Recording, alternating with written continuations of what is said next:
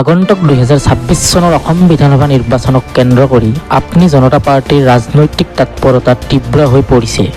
অসম ৰাজ্যিক সভাপতি হুছেইন আহমেদে আজি দলৰ ৰাষ্ট্ৰীয় সভাপতি তথা প্ৰাক্তন মন্ত্ৰী ভাৰতৰ বলিষ্ঠ নেতা শ্ৰী স্বামী প্ৰসাদ মৌৰ্যজীৰ সৈতে গুৰুত্বপূৰ্ণ বৈঠকত মিলিত হয়। বৈঠকত অসমৰ সামগ্ৰিক ৰাজনৈতিক পৰিস্থিতি, সংগঠন বিস্তাৰ, জনসংযোগ কাৰ্যসূচী আৰু 2026 বিধানসভা নিৰ্বাচনৰ সম্ভাৱ্য ৰণকৌশল সন্দৰ্ভত বিস্তৃত আলোচনা কৰা হয়।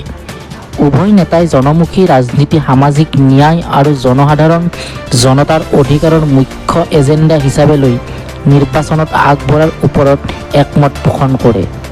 ৰাজনৈতিক মহলত এই বৈঠকক আপনি জনতা পাৰ্টি 2026 নিৰ্বাচনৰ প্ৰস্তুতিৰ এক গুৰুত্বপূৰ্ণ সংকেত হিচাপে চোৱা হৈছে। দলীয় সূত্ৰই জনাইছে যে শীঘ্ৰেই অসমজুৰি ধাৰাবাহিক সাংগঠনিকমূলক কাৰ্যসূচী আৰু জনসভা আৰম্ভ হ'ব। চাওক BB আছাম লাইভৰ এক বিশেষ প্ৰতিবেদন।